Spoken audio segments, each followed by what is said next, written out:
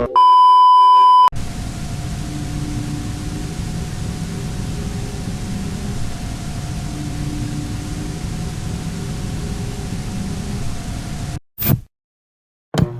worked at the post office 2 weeks ago. That's not a euphemism, and it's not meant to sound mysterious. I've been there since I was 21, sorting, scanning, moving things from one place to another so other people can forget about them. It's stable work. Quiet work. The kind of job where nothing interesting is supposed to happen. Every year, around mid-November, I get rotated into a seasonal role. Officially, I'm assigned to the no-response division. Unofficially, I'm the person who sorts the letters addressed to Santa that will never receive an answer. Most people don't realize how many of those come in. Kids still write physical letters. Parents still encourage it. Schools still make it an activity. By the time those envelopes reach us, they're already dead ends, addresses that don't exist, names that aren't real, return labels written in blocky pencil handwriting. The machinery flags them automatically. They get pulled before routing and dropped into our department. We don't respond to them. We don't forward them to charities. We don't read them in full. That last part is the rule. It's been a rule since the late 90s, according to my supervisor. Long before I started, long before she did, the explanation they give during training is simple and rehearsed.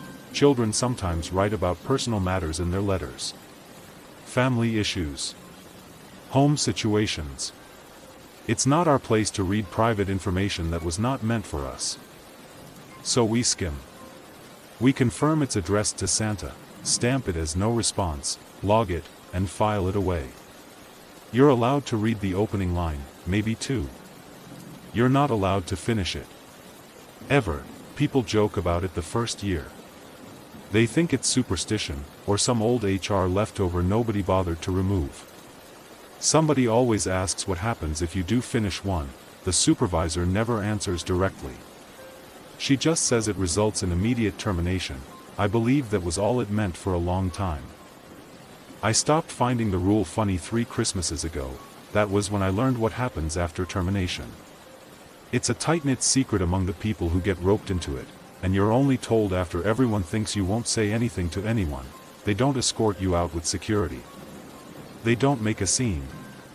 You're just told to gather your things and leave the building. Your credentials are deactivated sometime later that day. Your access to internal systems disappears. To everyone else, it looks like you quit or got fired for something mundane. What happens next isn't in any handbook. It starts the same way every time. Within a day or two, the person mentions they feel watched. Maybe they laugh it off at first and blame stress. Then they describe something taller than it should be, standing too far away to make sense. A shape. A silhouette that doesn't move when they move. By the 4th or 5th day, they stop laughing. They all describe it the same way, a black figure, at least 12 feet tall, proportioned wrong, hands stretched to its shins, standing upright like it's pretending to be human. It wears a Santa hat. A real one, red, white trim, cheap felt. The hat never changes. It never falls.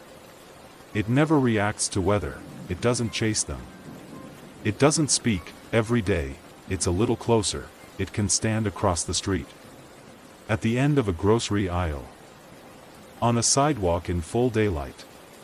Other people walk through it like it isn't there. Nobody notices it. Nobody reacts. That's how they know it's meant only for them. The stalking lasts 12 days. On the 13th, they die. The post office doesn't acknowledge the connection. Officially, those people suffer unrelated accidents or medical emergencies. Unofficially, nobody in no response breaks the rule anymore, except I did, because some of the letters aren't normal. Every once in a while, rare, but often enough that we dread it, you find a crumpled envelope sealed with red wax instead of glue. No postage. No return address. Just a name written carefully in pencil, as if the writer didn't want to risk spelling it wrong. Those letters are the reason the rule exists. We're meant to set them aside in a locked drawer and alert supervision immediately. No logging, no scanning. They are taken at the end of the month. Every single one of them is addressed to Santa. I'd seen 11 in my entire career before last week. The 12th had my nephew's name on it, same first name, same last name. Even the way the pencil curved on the first letter looked wrong in a familiar way. My brother has a 7-year-old son. He writes his name the same way on birthday cards, too big at the front, trailing smaller letters like he gets tired halfway through. I didn't open it right away. I stood there for a long time, staring at the seal, telling myself coincidences happen and kids share names. I told myself that red wax meant nothing. That plenty of children have uncles who work at the post office. I used a sick day and left immediately and drove straight to my brother's house. He laughed when I told him the envelope. Told me I was overthinking it. Said his kid probably found his wax stamp he used for work and wanted to be fancy. When I asked if his son had written a letter to Santa recently, his smile faded just a little. He said yes, but he didn't see anything alarming. Just the usual stuff. Toys. Candy. Video games. He asked why I cared so much. I didn't have an answer that didn't sound insane. That night, I dreamed about the drawer at work. It was open, and the letter was gone. The next morning, I broke the rule. I told myself I'd only read enough to confirm it wasn't really his. I told myself I'd stop if it got personal. I told myself I wouldn't finish it. I was wrong. The letter was written in pencil, neat but deliberate. No spelling mistakes. No childish phrasing. It thanked Santa. It thanked him for the last gift. Not for toys or games, but for a piece of candy that had made Mommy stop crying. It said Santa had been right, that doing the bad thing worked, and nobody knew. It promised that this time would be even better. That stealing wouldn't be enough, and hurting animals felt too small now that he understood what Santa really wanted. It listed sins like chores. It ended by asking what Santa wanted next, because Christmas was coming and he wanted to be a good boy. I don't remember putting the letter down. I only remember my supervisor standing behind me, telling me to hand over my badge. She didn't argue. She didn't yell. She looked tired, like she'd seen this exact situation before and hated it every time. She told me I was terminated for violating confidentiality policy and that I needed to leave the building immediately. She didn't warn me about anything else. I didn't leave work right away. I sat in my car in the parking lot for almost an hour with the letter in my lap. I kept expecting someone to knock on the window and tell me this had gone far enough, that whatever point they were trying to make had landed and I could come back inside. No one did. People clocked out as time went on, walked past my car without looking twice. I drove to my brother's house because there wasn't anywhere else it made sense to go. He answered the door with his son still awake behind him, cartoon voices echoing down the hallway. The normalcy of it made what I was holding feel obscene, like I'd brought something diseased into a clean room. I asked if we could talk privately. He hesitated, then stepped outside with me, shutting the door behind him. Why are you holding Lucas' letter? We were standing on the porch. The light above us flickered every few seconds. I hadn't noticed it doing that before. It came to my work, I said. I need you to read it. You opened my kid's mail? Yes, but you'll understand when you open it. That made it worse, somehow. He took the envelope from my hand and turned it over, frowning at the wax seal. What is this? Some kind of joke? Seriously, read it. He broke the seal with his thumb and started scanning the page. I watched his eyes move, line by line. When he stopped, he stared at the paper like he'd lost his place. This isn't funny, he said. I know. He folded the letter once. Did you write this shit? No. Did you put him up to this? No. You really expect me to believe this came from a real? He stopped himself, laughed once.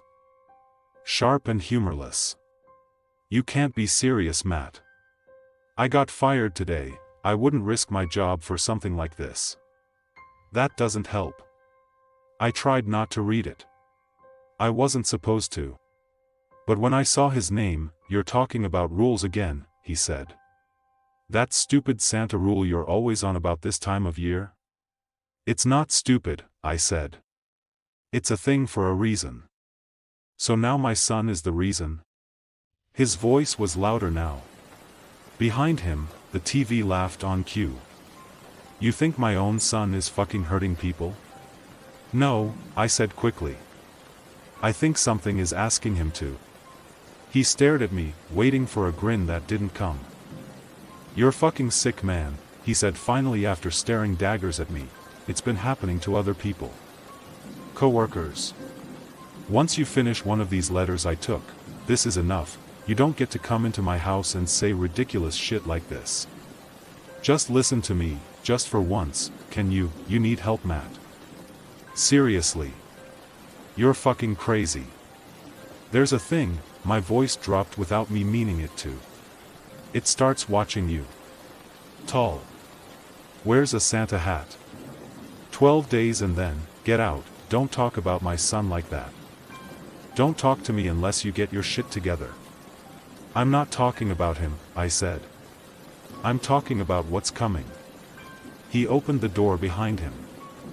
Stay out of my fucking house.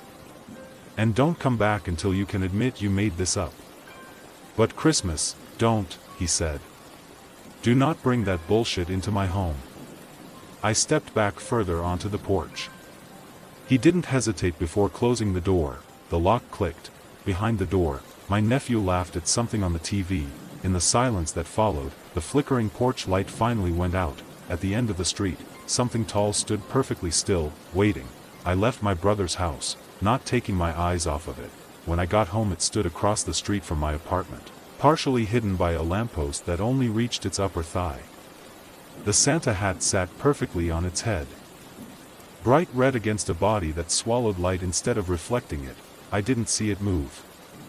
I watched from my living room window until my eyes started to hurt, until my reflection layered itself over the dark glass and made me doubt the shape even existed. When I looked away and looked back again, it was still at the end of the street, standing just past the stop sign. Cars drove past it without slowing. Headlights cut through its legs and came out the other side unchanged. A woman jogged directly through the space it occupied, earbuds in, breath fogging in the cold air. She never noticed the height of the thing she'd passed. That night, I didn't close the curtains. I wanted to know if it would approach while I slept. If it only moved when I wasn't looking. It didn't move. The Santa hat was the brightest thing on the street. On the second day, it was closer. It stood across from my building beneath a street lamp. The light didn't reveal anything, only traced its outline like something pasted onto the world. I left early, before sunrise, telling myself that if I passed it quickly enough I could prove it couldn't interact with me. As I walked by, I felt pressure behind my eyes, like I was remembering something I'd forgotten. It lasted less than a second. When I turned, it was still behind me. That night, I dreamed of red wax softening in my hands. On the third day, it was in the parking lot. It stood between my car and the exit. I walked around it without stopping. I remember feeling angry more than afraid, angry that it was allowed to exist like this, violating the basic rules of proximity and consequence. A man leaned against my car to tie his shoe. His shoulder passed through its leg without comment. For a moment, by habit, I drove toward the post office before remembering I no longer worked there. On the fourth day, it began appearing indoors. I saw it at the end of the frozen food aisle, its head nearly brushing the hanging signs. People pushed carts through it. A child ran past me laughing when the cold air hit their face. I left my groceries and walked out. That night, Christmas music started to feel like a warning. On the fifth day, it followed me to my brother's street. It stood on the sidewalk in front of his porch, feet almost touching the step. I watched my brother walk through that space later, holding his son's hand, not slowing, not noticing. The porch light turned on. The door closed. The thing didn't leave. On the sixth day, I stopped trying to explain. I called the non-emergency line. A therapist. Anyone who might give this a shape that wasn't fatal. I talked about stress, unemployment, anxiety. Everyone heard exactly what they needed to hear. That night, it stood at the edge of my building's lot, closer than before. I closed the curtains for the first time and still woke up convinced something brushed the walls. On the seventh day, it was in the elevator to my apartment. The doors opened and it was already there, folded just enough to fit. A woman stepped in beside me and leaned against its leg without realizing it, frowning slightly at the unexpected cold. I got off 2 floors early. The rest of the ride creaked like it was carrying more weight than it should. On the 8th day, it appeared in reflections first, in the dark screen of my phone. In the microwave door. Always behind me. When I turned, it was in the room where it needed to be to remain just out of reach. I never heard it breathe. On the 9th day, it stopped giving me space. I turned corners and almost walked into it. I started holding my hands out in front of me, afraid of colliding with it like misplaced furniture. That night, it stood at the foot of my bed and leaned forward just enough to make the Santa hat dip. I didn't sleep. On the 10th day, I tried to leave the city. I drove until the roads thinned and the lights fell away. I locked myself in a rest stop bathroom just to breathe. It waited by the sinks. I turned around and went home. On the 11th day, it no longer followed me. It waited in places before I arrived. Positioned where it made sense, as if it had always been part of the layout. If it has eyes, I never saw them. If it has a face, I don't think I would survive seeing it. On the 12th day, it stood in my bedroom, not at the foot of the bed. Closer, it bent at the waist until its head filled my vision. I smelled wax. I smelled paper. The Santa hat slid forward just enough that I thought I might finally see what was underneath. Then it folded itself back into the corner, impossibly small, and waited with me until morning. Tomorrow is the 13th day. He's standing just a few feet in front of me now. I'm going to die tomorrow night. I need help. Anything. Please.